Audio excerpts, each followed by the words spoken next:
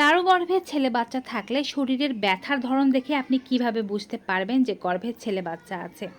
মনে রাখবেন, ছেলে বাচ্চা হওয়ার ক্ষেত্রে এক ধরনের লক্ষণ দেখা যায়, মেয়ে বাচ্চা হওয়ার ক্ষেত্রে আরেক ধরনের লক্ষণ দেখা যায়। প্রথমে ব্যথার কথা বলছি, স্তনে ব্যথার কথা।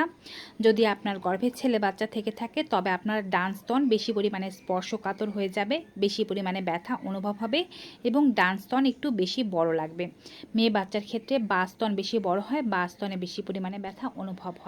যদি পেটের কথা বলি তবে ছেলে বাচ্চা পেটে থাকলে গর্ভবতী মহিলার ডান পাশে বেশি পরিমাণে ভার, ব্যথা ও নড়াচড়া সব কিছুই অনুভব হয়।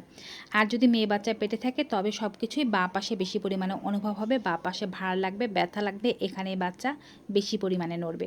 সর্বশেষে কোমরের ব্যথার কথা বলছি। কোমরের ব্যথার ক্ষেত্রে কিন্তু মেয়ে বাচ্চা পেটে থাকলে পুরো কোমর জুড়েই বেশি পরিমাণে ব্যথা করে, আর ছেলে বাচ্চা পেটে থাকলে হয় ডান পাশের কোমরে বা বাম পাশের কোমরে বেশি পরিমাণে ব্যথা করে।